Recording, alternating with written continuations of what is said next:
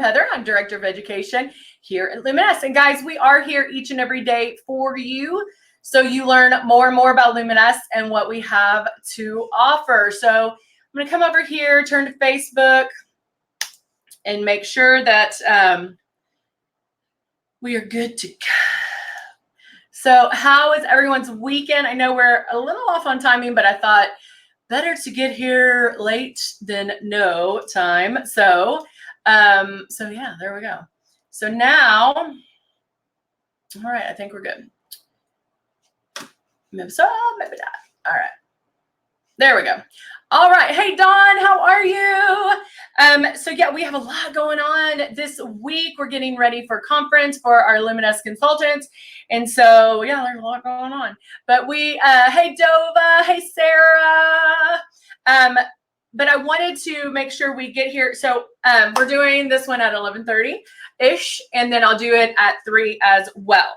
And so I did already prep my face. I just want to go ahead and dive on in this. I did prep my face. I did the bamboo polish, and then I do have on a little bit of concealer. Of course, my brows, and then I have I did the AM lotion and then the Kinetic brightening serum as well. And so I'm ready to go. And I'm trying to think. I kind of want. Hello, Christina. You know, I'm always thinking of some new ways that we can do this and make sure that, you know, we're showing you all the different ways. And because I love when new people come on and, you know, are learning and everything, but it's very important. Hey, Heather, it's very important to understand that there are many ways to apply Luminesce. And so the big thing with airbrushing and with using the actual system is that you are making sure you're going to keep it about 4 finger widths away. You're going to keep moving, and you barely pull back on the trigger. Those are things that you're going to want to work on. Before you know it, it will become second nature to you, and you'll be like, oh, remember when I was nervous about airbrushing? That was yesterday.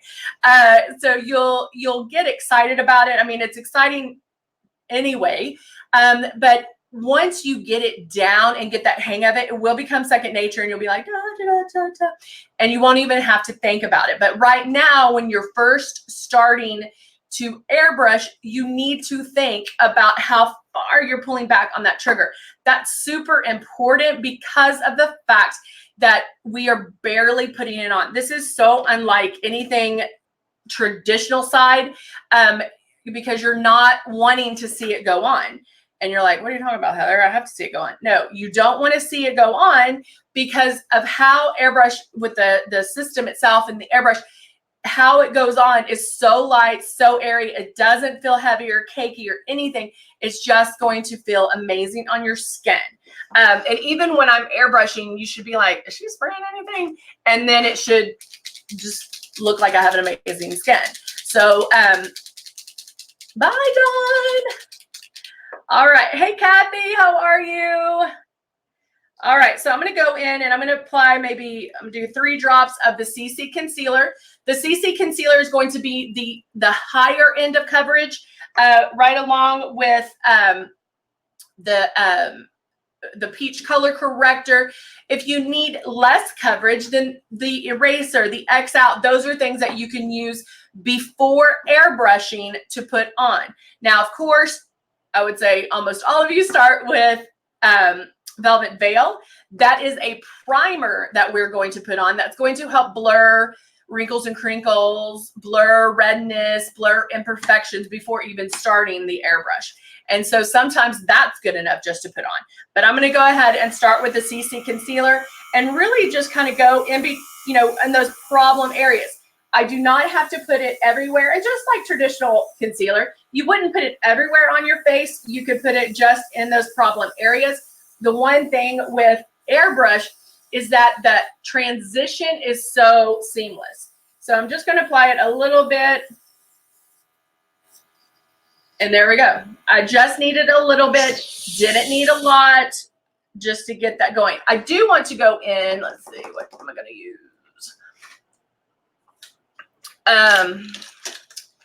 see if I'll use this one maybe. Let's use this one. It's a little bit too big, but I haven't done this in a while, but I'm going to put the concealer around my brow. Let me get another little mirror out. So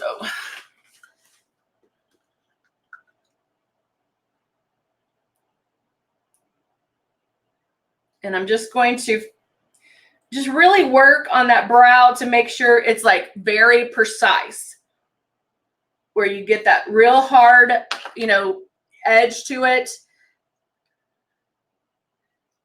This one is super low. So which one am I going to use now? Thought I got another one, but let's try this one.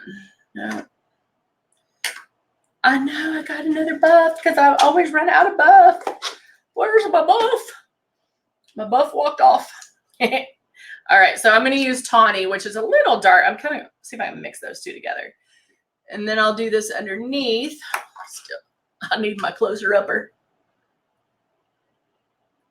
And I'm just making sure, and I can even put this on my lid to make sure that line is perfect. So you can really tell, hey, Rebecca, you can really tell the difference there. Sometimes it's just good to do that. I even saw somebody the other day, like did a real thick brow. I was like, what? But then she went back and like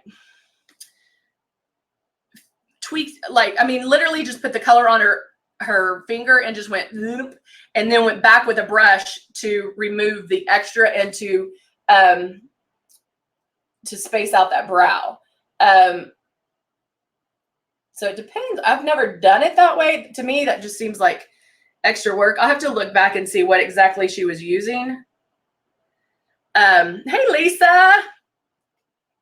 And then I can go right in here. I'm trying not to cover up. Now, I would use a smaller, more precise brush to do this, a concealer brush, but I can get away with it with this.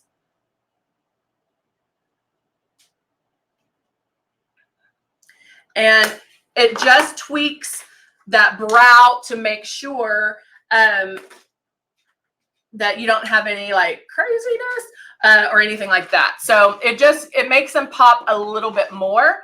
If you want your brows to stand out a little bit more, that's definitely something you can do. And then now I'm going to go in and just powder this because I did use the cream concealer. I know, Lisa, it's right around the corner. And there we go on the eyes. Now at this point, I could do,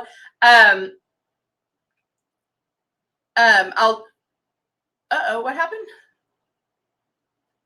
How did I lose my badge? Your badge? What? What badge? Oh, the badge on Facebook? I don't know. I can't see the badges here. That's so weird. I'll have to look. All right, so powdered that. I could at this point do eyes, or I could do my foundation. Again, it depends on what you're doing. Friday, I did airbrush eyeshadow, and I just went boop, boop, boop, boop, like airbrushed it on, and then was able to clean it up. So if you're first starting out, that might be something you want to do as far as do eyes first, because you can clean it up if you get it here or under here. I can still clean that up, even though I have concealer on underneath my eyes. Honestly, I'm fine with doing that because I'm still at that point where I can clean it up and redo it. So if you're first starting out, sometimes doing eyes first helps, just because, you don't have to mess with it. I mean, you don't have to, I guess there's not as much pressure because you're like, oh, I can fix it. You can still fix it without having to do anything crazy. Okay. So let's, I'm trying to think what I want to use. Let's go in. I might do a little bit of both. And this one is 41. This is one that we do have. This is Airbrush 41. But first, I'm going to do Lion King, and I'm going to add, I'm going to use a flat eyeshadow brush. And I'm going to use, which one do I want to use? Let's use, I use the Gould. I'm actually going to use the Nyla and Simba together because I love them. And I'll get my close-up mirror.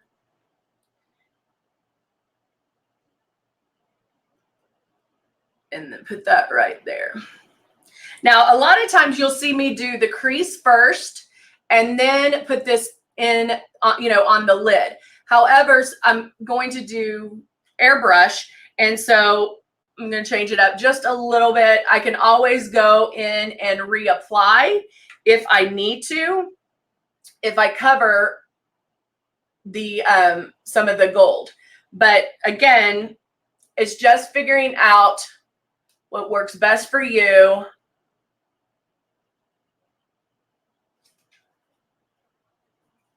And your routine.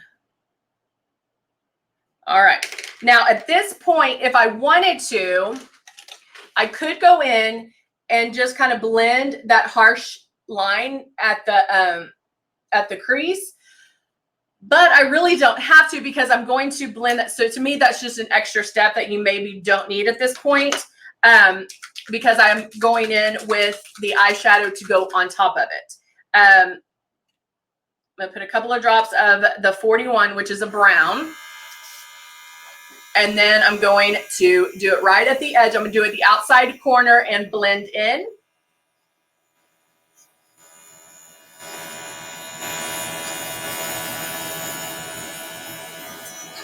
Do this side. I'm trying to get it where you can see.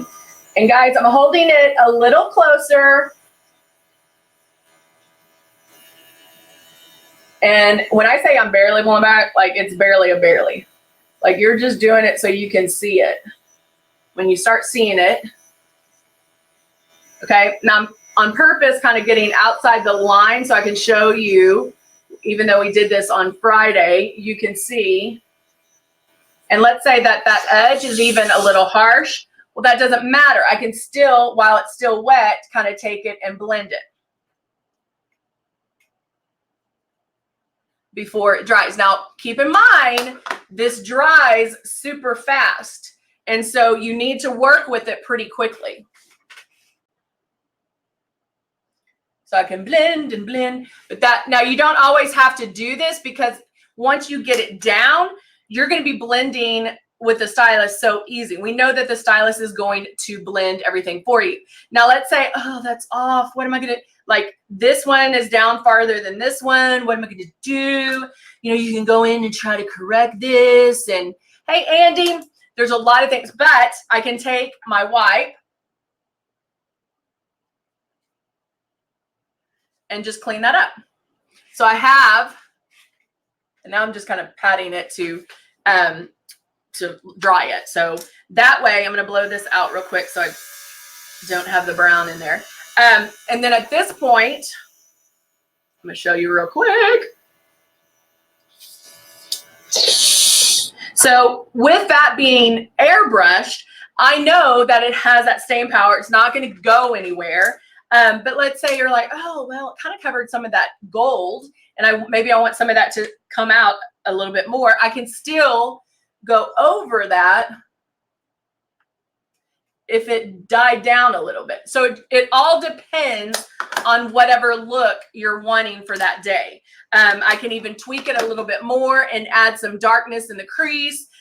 So there's so much more that you can do. But again, just doing 2 colors right there and we're done with eyes. Now, I'm going to go in and swipe underneath a little bit, making sure I don't have any fallout underneath. And you guys know what I'm talking about, fallout, right? Do y'all know what I'm talking about, fallout? Maybe? Does anybody know what fallout is? Anyone?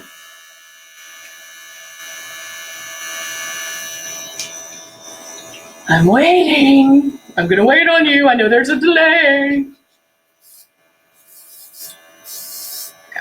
Now I have I'm going to start airbrushing. So yeah, the fallout, yes, under the eyes, exactly. The fallout is anything that falls here. So if you're using a regular traditional eyeshadow and you get fallout, you can clean that up before starting anything else. With airbrush makeup, because it doesn't allow a lot of movement, that is something that you want to correct or fix before adding more airbrush.